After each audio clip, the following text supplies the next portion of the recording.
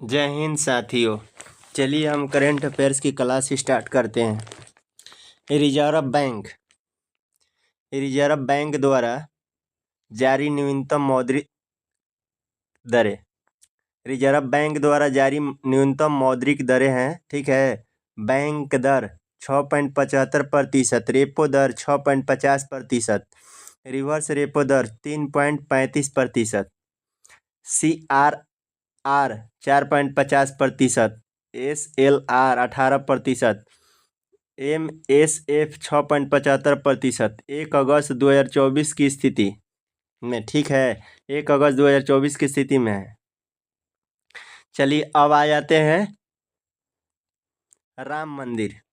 राम मंदिर के महत्वपूर्ण तथ्य एग्जाम के लिए अति आवश्यक है। राम मंदिर का महत्वपूर्ण तथ्य ये है, पूरा डिटेल में है। मंदिर का शिलान्यास 5 अगस्त 2020 को पीएम मोदी द्वारा 5 अगस्त 2020 को पीएम मोदी द्वारा राम मंदिर प्राण प्रतिष्ठा कार्यक्रम 22 जनवरी 2024 को किया गया था। प्राण प्रतिष्ठा मतलब इनकी उद्घाटन 22 जनवरी 2025 को किया गया था। अयोध्या के राम मंदिर का निर्माण नागर शैली में किया गया है। अयोध्या के राम मंदिर का निर्माण किस शैली में किया गया है? तो नागर शैली में किया गया है।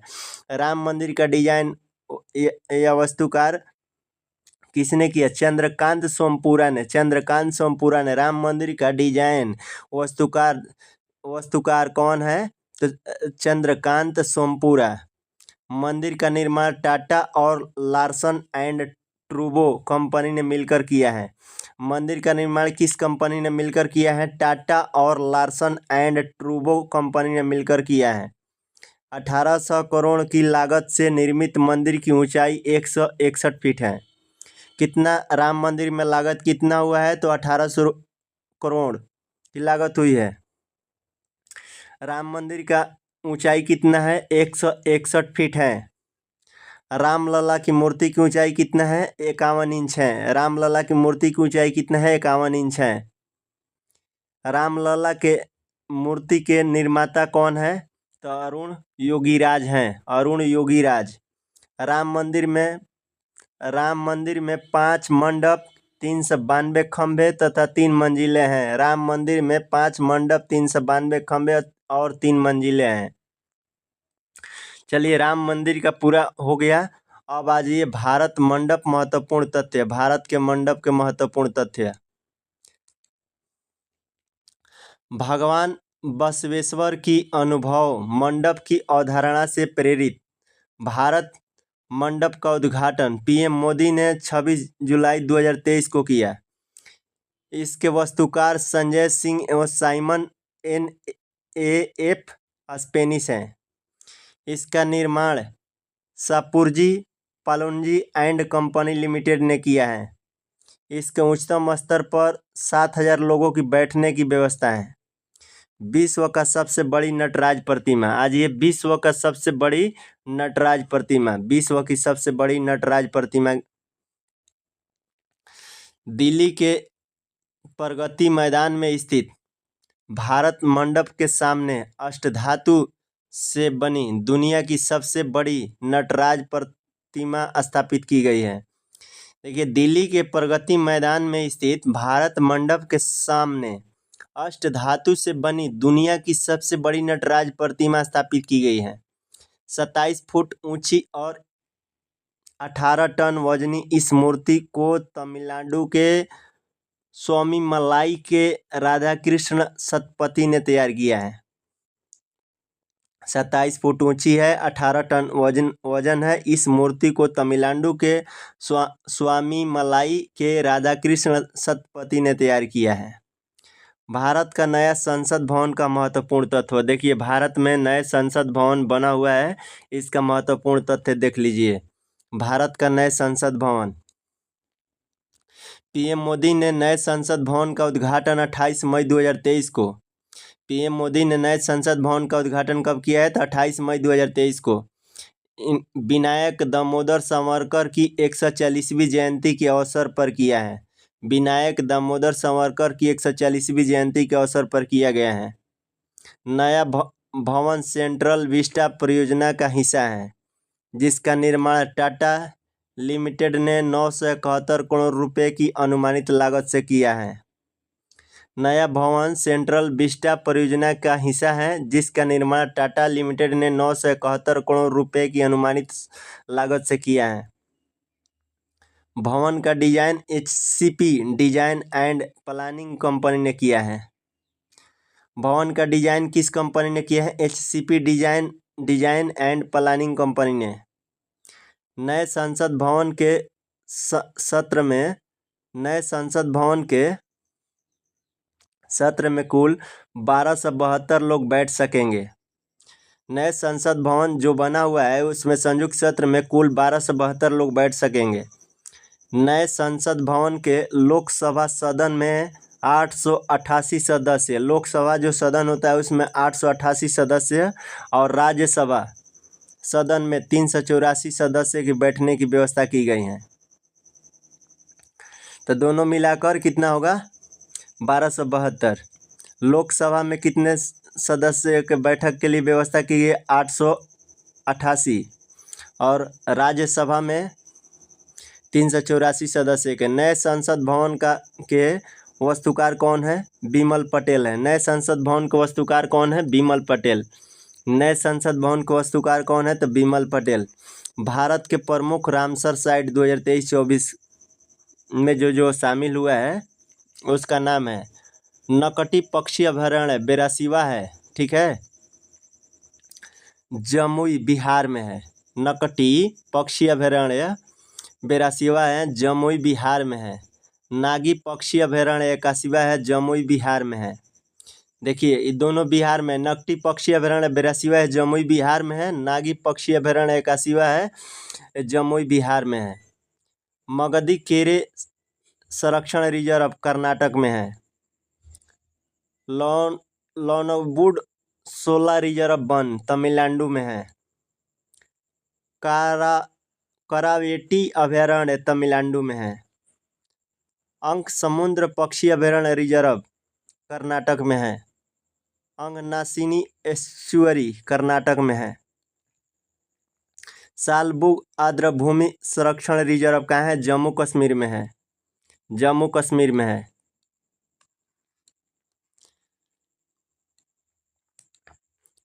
देखिए सालबुग आर्द्रभूमि संरक्षण रिजर्व कहाँ है? जम्मू कश्मीर में है।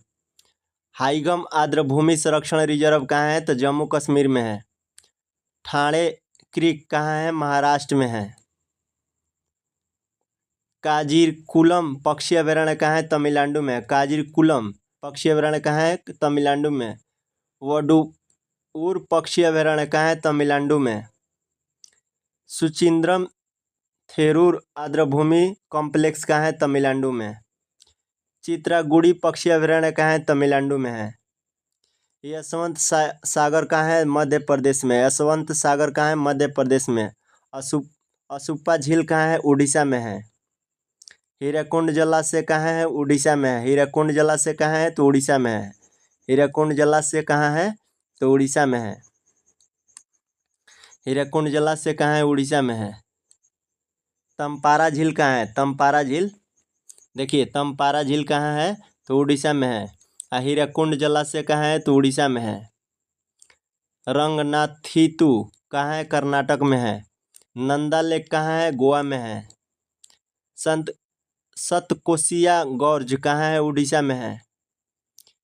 बेम्बानूर आर्द्रभूमि कॉम्प्लेक्स कहाँ है? तमिलनाडु में है। बेलोड पक्षी अभयारण्य कहाँ है? तमिलनाडु में है। वेदाथांगल पक्षी अभयारण्य कहाँ है? तमिलनाडु में है। उदय मार्तंडपुरम पक्षी अभयारण्य कहाँ है? तमिलनाडु में है। सब रामसर साइट में शामिल हो गए हैं। Gulf of Mannar biosphere reserve कहाँ है? तमिलनाडु में है। Gulf of Mannar biosphere reserve कहाँ है? तमिलनाडु में।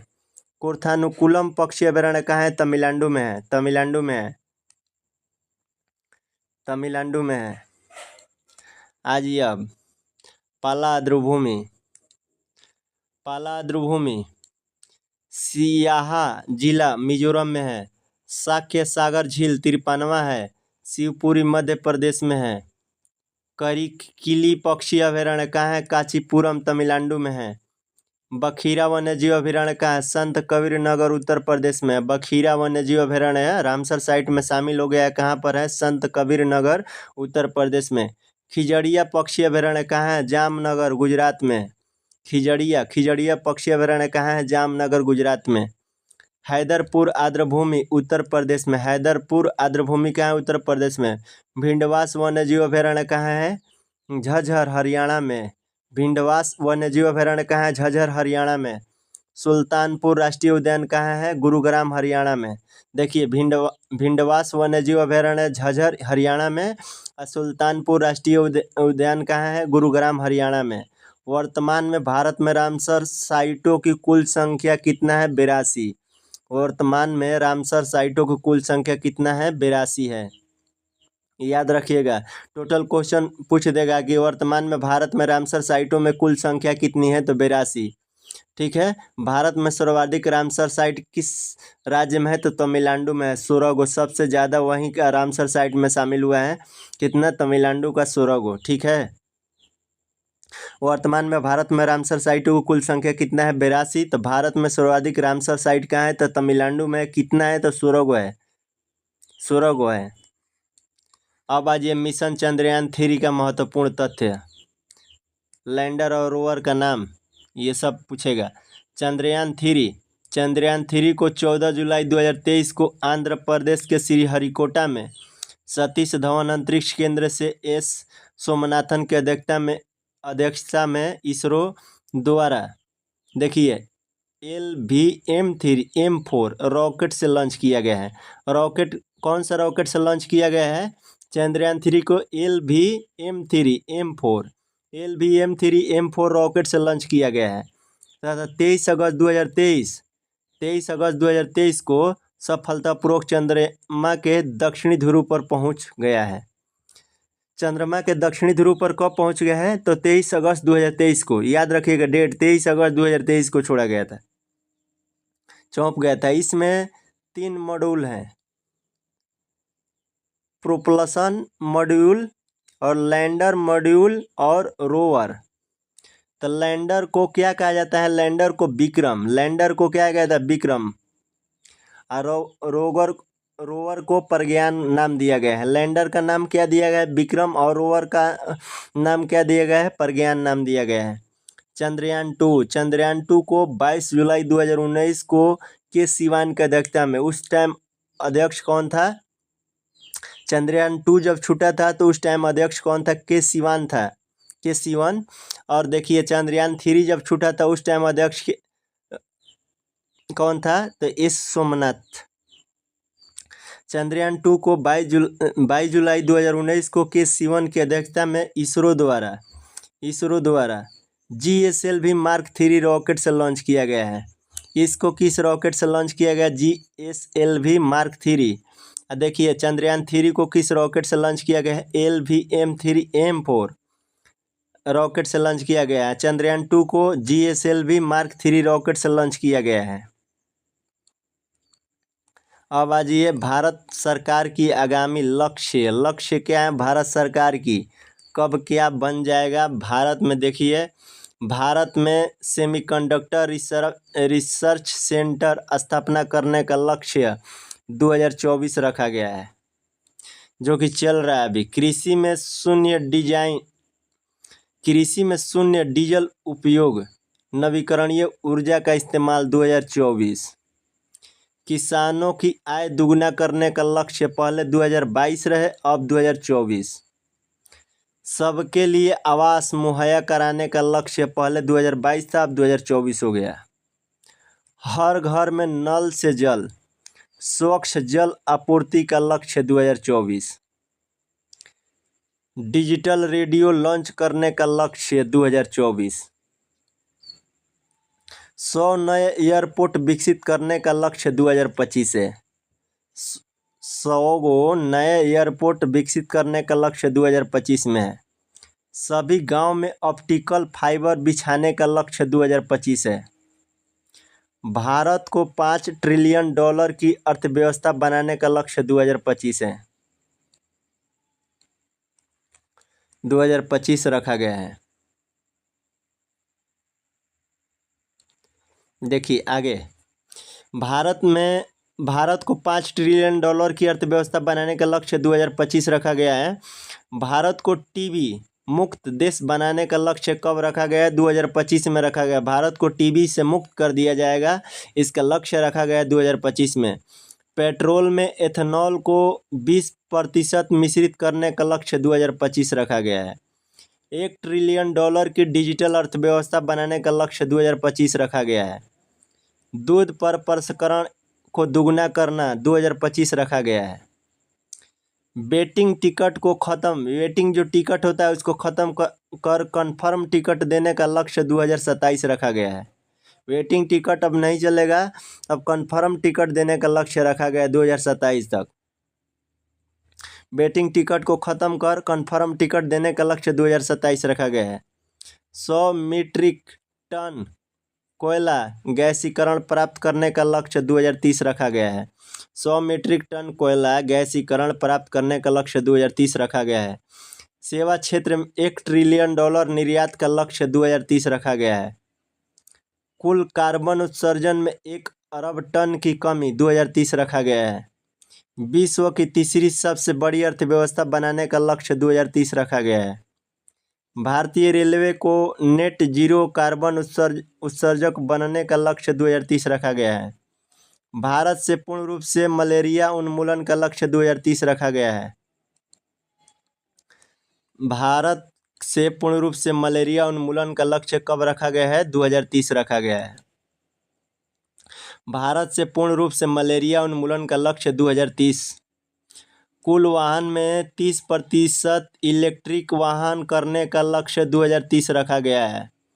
HIV एड्स को ख़त्म करने एवं मलेरिया उन्मूलन 2030 रखा गया है। 500 गीगावाट अक्षय ऊर्जा प्राप्त करने का लक्ष्य 2030 रखा गया है। 280 गीगावाट सौर ऊर्जा प्राप्त करने का लक्ष्य 2030 रखा गया है। चंद्रमा पर अंतरिक्ष यात्री भेजने का लक्ष्य 2040 रखा गया है। चंद्रमा पर अंतरिक्ष यात्री भेजने का लक्ष्य कब रखा गया? 2040। भारत को एक विकसित राष्ट्र बनाने का लक्ष्य 2047 रखा गया है। हाइड्रोफ्लोरोकार्बन का उपयोग को 80% तक कम करना 2047 रखा गया है। भारत का ऊर्जा स्वतंत्र आत्मनिर्भर देश बनाने का लक्ष्य 2047 रखा गया है। देखिए 2047 रखा गया है, 3 भारत को एक विकसित राष्ट्र बनाने का लक्ष्य 2047 रखा गया है, ठीक है। और हाइड्रोफ्लोरोकार्बन के उपयोग को 80% तक कम करने का लक्ष्य 2047 रखा गया है। भारत को ऊर्जा स्वतंत्र या आत्मनिर्भर देश बनाने का लक्ष्य 2047 रखा गया है। मुंबई शहर में शून्य कार्बन उत्सर्जन का लक्ष्य 2050 रखा गया है। भारत द्वारा शून्य कार्बन उत्सर्जन का लक्ष्य कब रखा गया? 2070। देश के सभी राज्य में एक सौर शहर विकसित करना 2070। भारत द्वारा नेट जीरो का लक्ष्य कब रखा गया है? 2070। भारत द्वारा नेट जीरो का लक्ष्य कब रखा गया है? 2070 रखा गया है। अब आज ये वर्ष 2024 में स्थापित प्रमुख स्टैच्यू देखिए, स्टैच्यू ऑफ सोशल जस्टिस, सामाजिक न्याय की प्रतिमा। आंध्र प्रदेश के विजयवाड़ा शहर में स्थित 125 फुट ऊंची statue of social justice Baba Saheb Bhimrao Ambedkar की प्रतिमा है। देखिए, स्टैच्यू ऑफ सोशल जस्टिस, सामाजिक न्याय की प्रतिमा आंध्र प्रदेश के विजयवाड़ा शहर में स्थित 125 फुट ऊंची statue of social justice Baba Saheb Bhimrao Ambedkar की प्रतिमा है। स्टैच्यू ऑफ वननेस, एकात्मता की प्रतिमा मध्य प्रदेश के खंडवा जिले के ओंकारेश्वर में सरजू नदी के किनारे मंधाता पर्वत पर स्थित 108 फीट ऊंची स्टैच्यू ऑफ वननेस आदि शंकराचार्य की प्रतिमा है। स्टैच्यू ऑफ इक्वलिटी, समानता की मूर्ति स्टैचू ऑफ इक्वलिटी, समानता की मूर्ति, हैदराबाद तेलंगाना में स्थित 216 फीट 65.5 मीटर ऊंची स्टैचू ऑफ इक्वलिटी संत श्री रामानुजाचार्य की प्रतिमा है।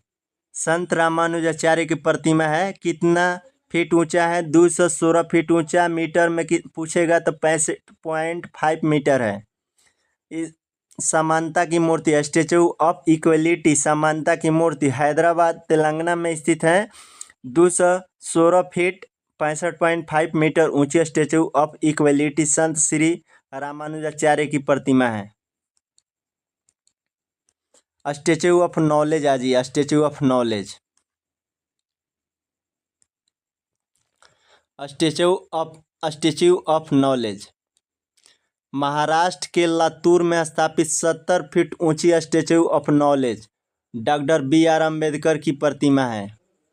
Statue of prosperity Bengaluru Karnataka में स्थित 108 फीट ऊंची स्टैचू ऑफ प्रॉस्पेरिटी श्रीनाथ प्रभु केम्पेगौड़ा बेंगलुरु के संस्थापक की प्रतिमा है।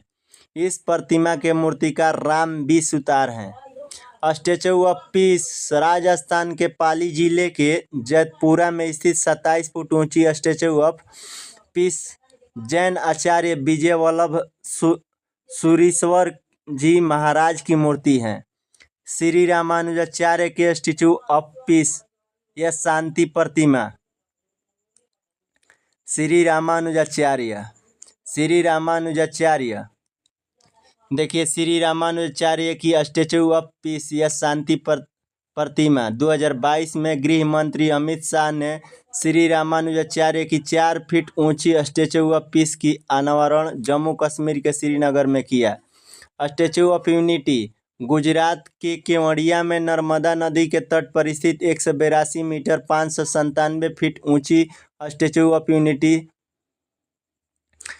सरदार वल्लभ भाई पटेल की प्रतिमा है। स्टैचू ऑफ यूनिटी गुजरात के केवड़िया में नर्मदा नदी के तट पर स्थित 182 मीटर मतलब 597 फीट ऊंची statue of unity Sardar Vallabh भाई पटेल की प्रतिमा है। इस मूर्ति के शिल्पकार राम बी सुतार हैं। स्टैचू ऑफ बिलीफ, ठीक है, राजस्थान के नाथ द्वारा शहर में स्थित 112 मीटर 369 फीट ऊंची स्टैचू ऑफ बिलीफ विश्वास स्वरूपम भगवान शिव की प्रतिमा है। वंदे भारत ट्रेन, आजिए, इसी को वंदे भारत, पहले नाम था ट्रेन 18, अब वंदे भारत हो गया है। पहली ट्रेन 15 फरवरी 2019 को दिल्ली से बनारस के बीच चली थी। वंदे भारत जो है 15 फरवरी 2019 को पहला बार दिल्ली से बनारस के बीच चली थी, वाराणसी। दूसरी ट्रेन 3 अक्टूबर 2019 को दिल्ली से कटरा के बीच चली थी। पहली ट्रेन वंदे भारत 15 फरवरी 2019 को दिल्ली से बनारस के बीच चली। दूसरी ट्रेन 3 अक्टूबर 2019 को दिल्ली से कटरा के बीच।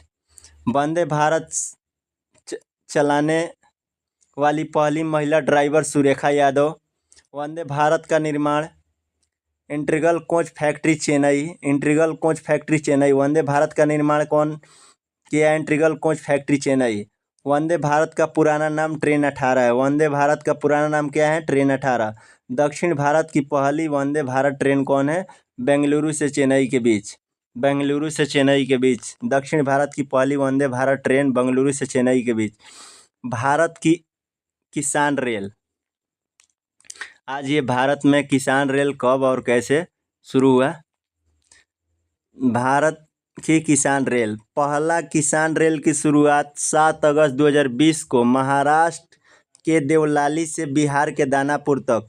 दक्षिण भारत की पहली देश की दूसरी किसान रेल की शुरुआत 9 सितंबर 2020 को अनंतपुर आंध्र प्रदेश से आदर्श नगर दिल्ली तक। चलिए, थैंक यू।